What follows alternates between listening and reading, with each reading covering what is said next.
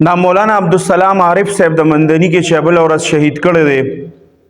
ګوره په دې ملک کې ما تاسو ته مخکې ویلو چې یو ډېر غټ فهرست دی او دا د رمضان المبارک نه مخکې ما شروع کړی وه او دا ځان سره ما نوټ کول تقریبا 100-120 ته دا خبره چې دا نو دا کابو شوې وه صرف په رمضان المبارک کې واړه غټ څومره علما کرام چې وو هغه ټول چې وو څومره شهیدان شوي وو د هغې هغه فهرست چې وه د 100 نه بره شوي وو. دا علما کرام اوس هغه په خپل مسجد کې مونځ وکړه او د مانځه نه بعد چې کوم دی نو هغه بیا راتله نو که د دغې خلکو دا سوچي چې دا علما کرام به ختم شي او دا علما کرام چې مونږ دا ختم کو شهیدانی کو نو دا دین به ختم شي نه. هغه د بله ورځ چې د هغې جنازه وه د عبدالسلام عارف صاحب رحمه الله نو د هغې فرزند چې دی زوی هغه ته خو ښکلې پټکې وتړلی شو هغه کم کار چې الله د هغه نه اخسته هغه به اوس دا زوی به په مخ کې بوځي او غټو غټو بزرګانو ورته پټکي وتړل. شیخ قاسم صاحب حفظه الله، مولانا ادریس صاحب دامت برکاتهم العالیه، مفتی عبدالله شاه صاحب حفظه الله، دا غټ غټ علماء کرام او بزرګان، مفتی گوهر شاه صاحب حفظه الله، دا ټول د هغه په هغه جنازه کې هلته موجود او هغه زوی ته چې دی نو فرزند ته یې وله پټکي وتړه نو دا کار خو ختمیږي نه، دا کار خو ادریږي نه. او د هغه د زوی نه چې تپوس وشو رشته دارانو نه تپوس چا وکړه هغه کسانو ته نه انټرویوګانې اخیستې دي هغه وایي چې زمونږ خو نه چا سره څه دشمني وه، زمونږ هېڅ قسمه چا سره څه بدي نه وه. نو بیا مولوي صاحب چې کوم دی مولانا عبدالسلام عارف صاحب رحمت الله علیه هغه ولې شهید کړی شو او د ورځې په سپین غرمه ده تک سور نور دی رڼا ده ورځ ده او په رڼا ورځ باندې چې دی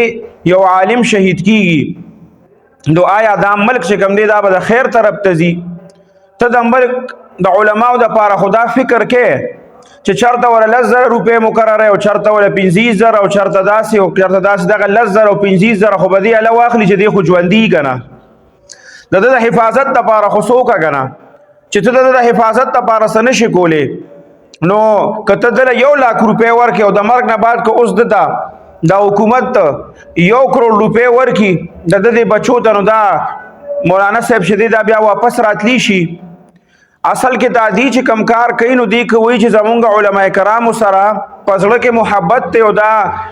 مالی طور باندې کمزوري دی د وجې کوو نو که محبت یې ورسره لومبنې تحفظ دی چې علما کرامو ته لومبنې تحفظ میلو شي چې تحفظ ورته نه میلو شوي د دې دپاره دا هر څه نور چې دي دا عبث دي. د هارون رشید صاحب په زمانه کې یو عالم و هغه په سترګو باندې نابینا او ابو معاویه د هغه نوم او هغه بسترګو باندې نابینا او یو ورځ والا هارون رشید بادشاه دعوت وکړ دعوت دی چې کله وغوښته نو کله چې روټۍ وخوړه نو هغه خو نابینا او څه ورته نه ښکارېدل نو هغه اوبو والا اوبه راوړې د لاس وینځلو دپاره نو هغه اوبه ترې نه هارون رشید بادشاه په خپله واغستې اوبه یې هغه ته واچولې او بیا د هغې هغه لاس چې و هغه یې په خپله داسې ومږل صفا یې کړه والا. دام بادشاہ و کنه د یو عالم څومره په زړه کې قدر و. بیا چې کله ابو معاویه هغه چې تپوس وکړو وروستو چې یاره ماله دا لاس چې داسې چا مږل نو دا خو ماته د چرته د خادم او د نوکر لاس نه ښکارېدل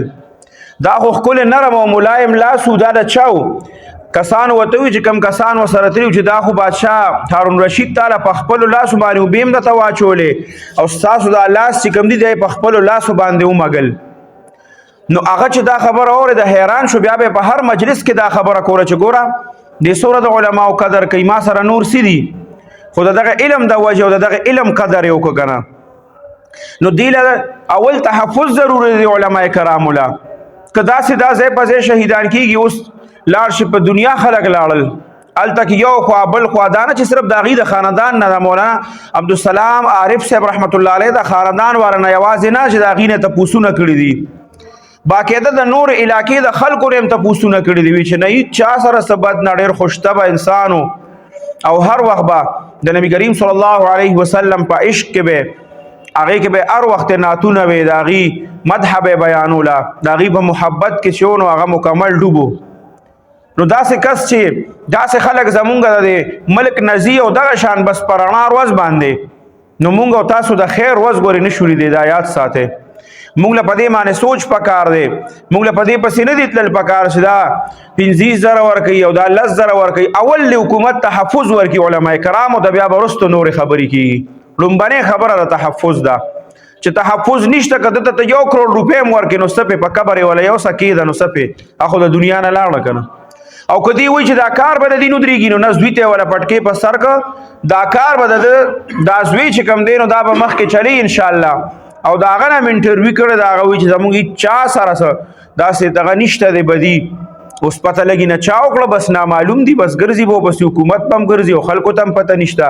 بس لاړه یو عالم د دنیا نه بس کیسه ختمه شوه. څو ورځې بعد به مکمل هر څه ختم شي. بس دکه علما کرام چې دي نو دا په دې پسې هغه ټایم کې طلبا مو جړل علما مو جړل خپم شو